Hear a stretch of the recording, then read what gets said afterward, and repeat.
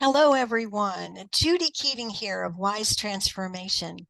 And we have yet another interview of one of our facilitators for our Lughnasadh event for Illuminating Your Soul. I have the pleasure of knowing Tomar Levine, and she is an incredible facilitator, mentor, and healer. She is trained as a channel, healer, mentor, and teacher for light workers. She helps her clients heal inner child wounds and past life trauma, clear negative energies and entities, and connect safely to higher realms. She teaches classes in empowered prayer, safety for light workers, and higher self-connection. Tomar is a compassion key master practitioner and circle leader, a clear beliefs certified coach and light worker, healing protocol facilitator. An exhibiting artist in New York City for 15 years, she currently enjoys creating soul portraits with embedded channeled messages among her many offerings. Tomar can be found at tomarlevine.com. Welcome, Tomar. Thank you so much, Judy. It's such a joy to be with you.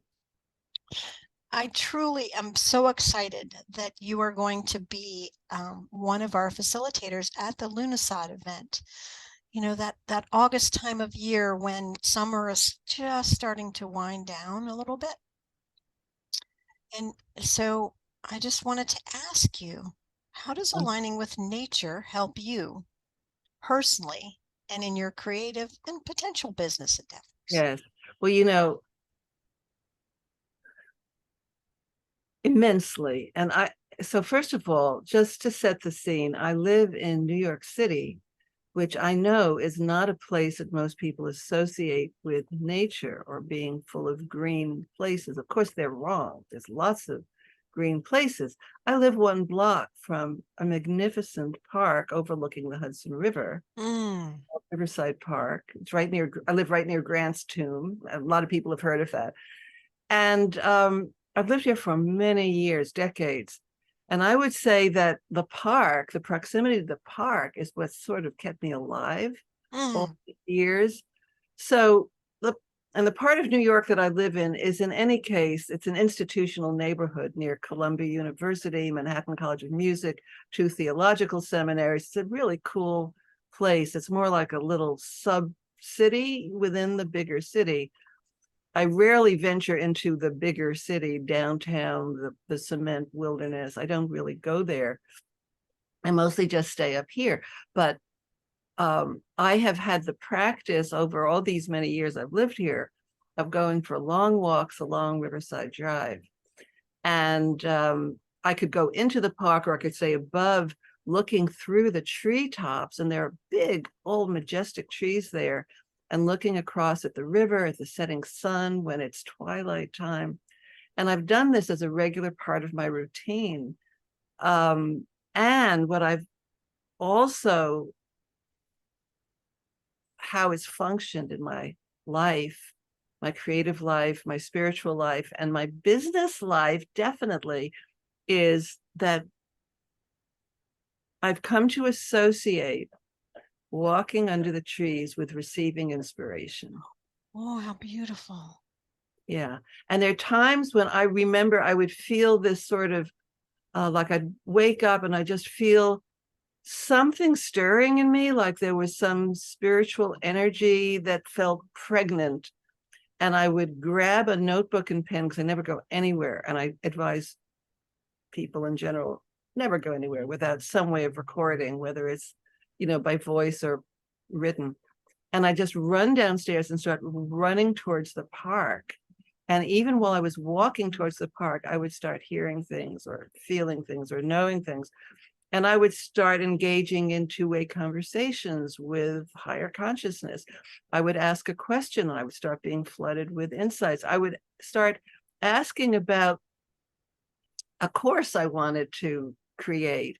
And I would just start seeing the different, levels or the different practices. I mean, so much of my actual juicy stuff that I've received from higher consciousness has been while I was walking.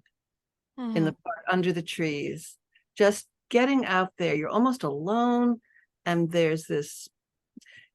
The trees emanate, of course, as their own energy field, which is very harmonious with humans.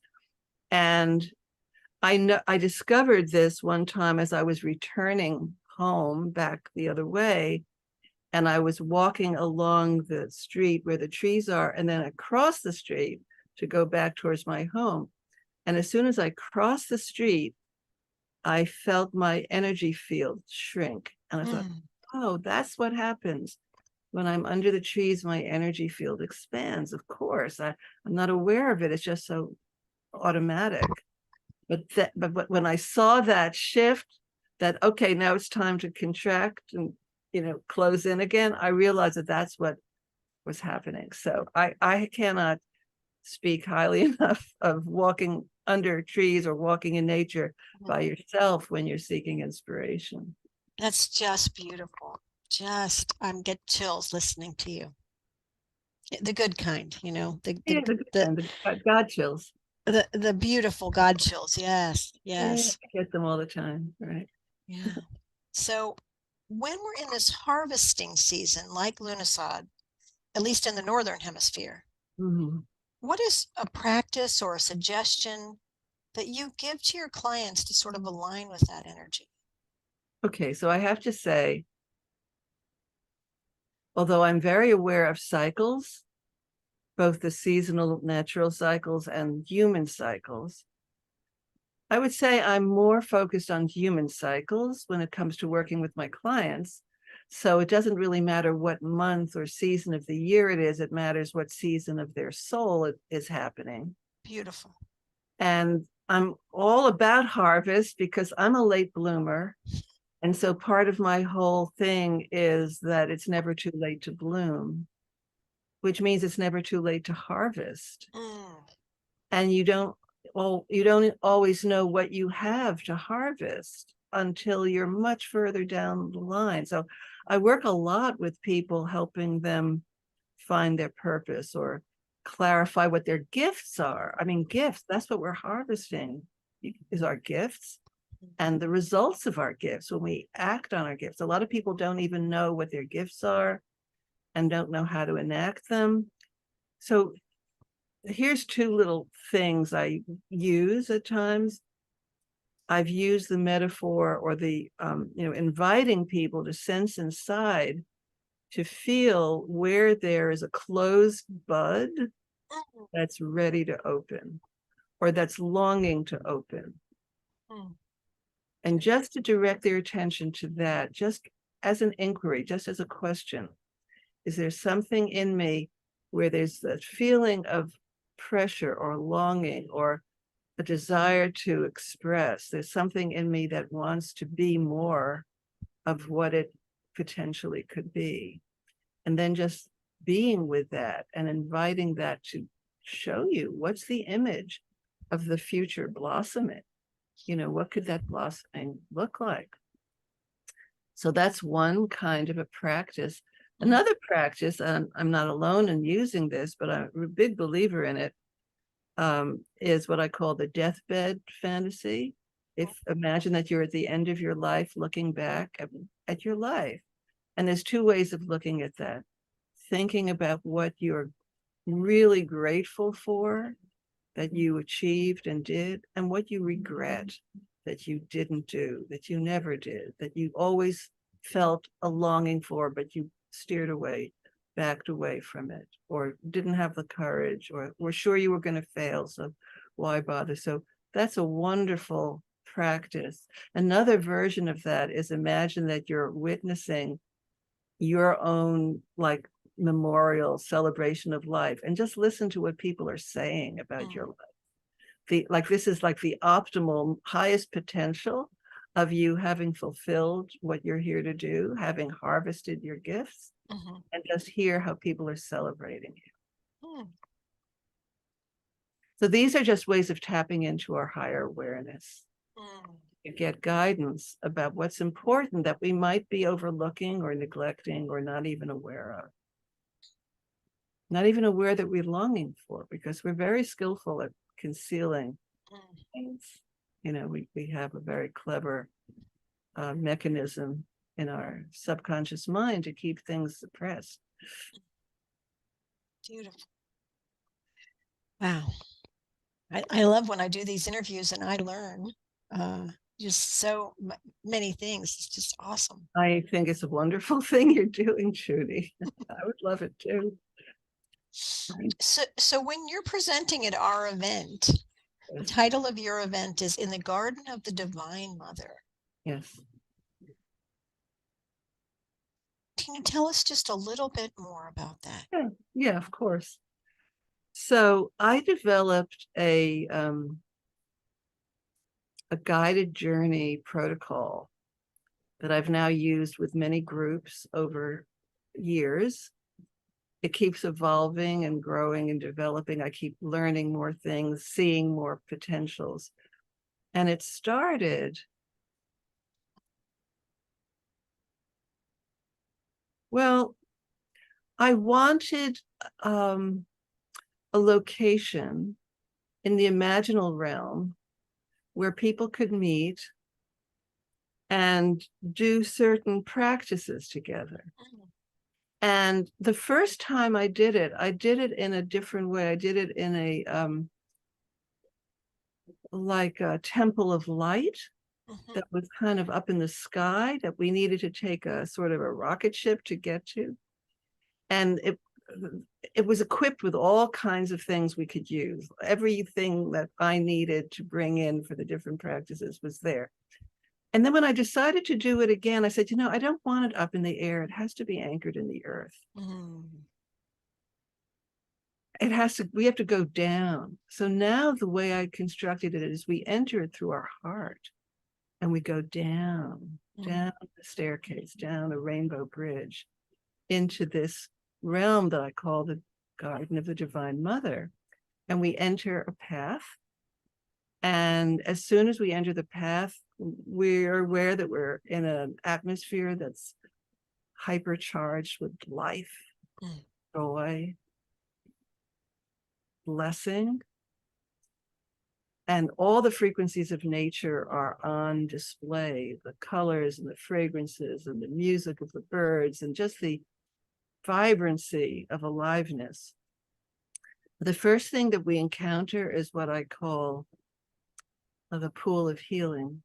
Pool of healing in which the water has been energized by the Divine Mother and has a kind of phosphorescent quality. And when you enter that pool, you're released of all the layers, the encrusted layers of whatever you're carrying right now. And not only now, but ancient layers. So it's as though imagine that you've been out walking in the desert and your body is covered with clay and dust. And without doing anything, the water just starts to dissolve it and lift it off, and one layer after another and one layer after another. And then when you're through and you feel refreshed and enlivened and you realize that a lot has been released, on the other side of the pool, when you exit, there's an angel and a nature deva waiting for you.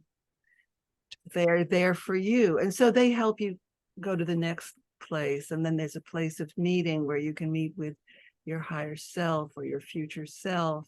And then there's a temple of the soul where you can see things on a screen and project and manipulate. Well, let's see, if I added more self-love, what would the picture look like? So there's lots of things to do. I'm not sure exactly how I'm going to do it for this event. I haven't finalized it yet. But it'll definitely have the pool of healing, and it will have all the glory and aliveness and joy that the Divine Mother's presence imbues into this magnificent garden. And at the end, we just turn around and go back the way we came in and walk back up the bridge into our heart and into our outer reality. Well, that just sounds delicious, amazing, juicy. And I hope you can now see why I am so excited to have Tomar Levine join the circle of illuminating your soul August 6th, 2023 at noon. Go to wisetransformation.com. It's right on our front page. I can just tell you, having worked with Tomar, she is an incredible healer, compassion key facilitator, and channel. Thank So you. tomarlevine.com is where you can find her. It has been my absolute pleasure to have this little bit of time with you. My pleasure, Judy. Thank you so much. And I'm so excited about doing this and meeting everyone who's going to be attending. It's going to be wonderful. Oh, thank you. Thank you. Yeah.